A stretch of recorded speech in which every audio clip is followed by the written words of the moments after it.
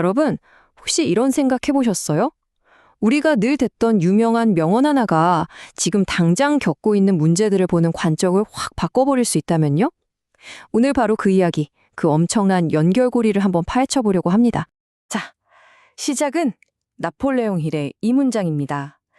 좀 도발적이죠? 모두가 열쇠를 가지고 있다. 이 말 들어보면 되게 간단한 것 같은데 또 한편으론 이게 말이 되나 싶기도 하잖아요. 아니 근데 정말 우리 모두한테 열쇠가 있다면 왜 우리는 맨날 이렇게 막막하고 답답한 기분을 느낄까요? 도대체 어떻게 깨달음 하나가 이 모든 걸 해결할 수 있다는 걸까요? 자, 지금부터 한번 제대로 파고 들어가 보겠습니다. 이 열쇠가 뭔지 제대로 알려면요. 우선 그 열쇠가 푼다는 문제라는 게 도대체 뭔지 그 본질부터 들여다봐야 해요. 자, 보세요. 문제의 해답은 이미 우리 안에 있다는 거예요. 이게 무슨 뜻이냐면 문제는 우리가 능력이 없어서가 아니라 그냥 그걸 인식하지 못하고 있다는 거죠. 우리가 그걸 모를 때는요, 문제가 막 저기 밖에 있는 거대한 벽처럼 느껴지잖아요? 근데 그걸 딱 인식하는 순간, 아, 이게 벽이 아니라 그냥 내 접근 방식이 잘못됐었구나 하고 깨닫게 된다는 겁니다. 그러니까 핵심은 바깥 세상을 바꾸는 게 아니라 내 안의 관점을 바꾸는 거라는 거죠. 그래서 나폴레온 힐이 말하는 열쇠는요, 무슨 물리적인 도구가 아니에요. 그건 바로 우리 내면의 인식 상태를 말하는 겁니다. 아주 명확한 목표, 그리고 그걸 해낼 수 있다는 흔들리지 않는 믿음, 그리고 내 잠재의식을 의식적으로 원하는 방향으로 이끄는 것. 바로 이게 열쇠의 정체인 거죠. 자, 일단 이 개념을 머릿속에 딱 넣어두시고요. 이제 완전히 새로운 퍼즐 조각을 하나 가져와 볼게요. 이번에는 아주 오래된 개념이죠. 바로 시간에 대한 이야기로 넘어가 볼 건데요. 이게 어떻게 방금 말한 열쇠와 연결되는지 한번 보세요. 보통 우리가 생각하는 시간은 크로노스예요. 찌깍찌깍 흘러가는 계산할 수 있는 물리적인 시간이죠. 몇 분, 며칠, 몇 년. 노력하고 반복하고 참고 견디는 시간. 근데 카이로스라는 시간이 또 있어요. 이건 완전히 다른 개념이에요. 양이 아니라 질적인 시간이죠. 어떤 의미가 확 터지는 순간, 아, 하고 깨닫는 결정적인 타이밍. 바로 그런 시간입니다.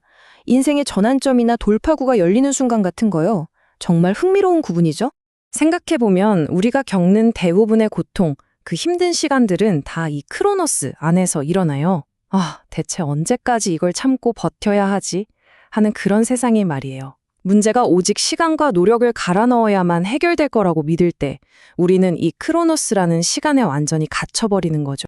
하지만 카이로스는 완전히 달라요.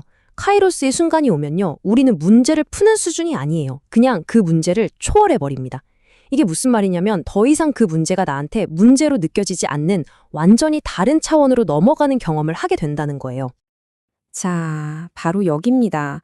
지금까지 우리가 살펴본 열쇠라는 개념과 두 종류의 시간이라는 개념, 이 두 가지 단서가 바로 이 지점에서 아주 강력하게 하나로 합쳐집니다.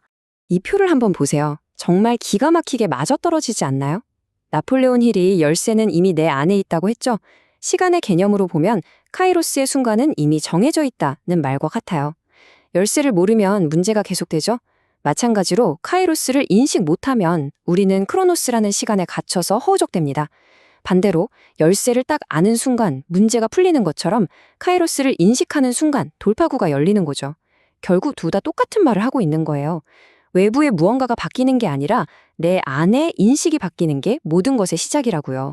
자, 그럼 이 모든 걸 종합해서 열쇠를 다시 정의해 볼까요?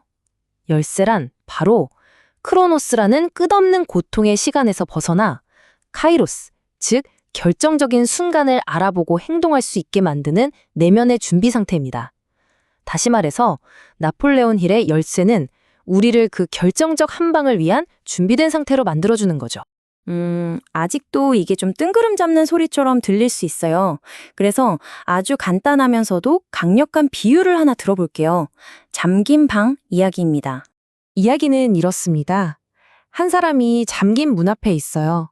이 사람은 오직 힘과 시간만이 정답이라고 믿고 몇 년 동안 그 문을 밀고 두드리고 부수려고 안간힘을 씁니다.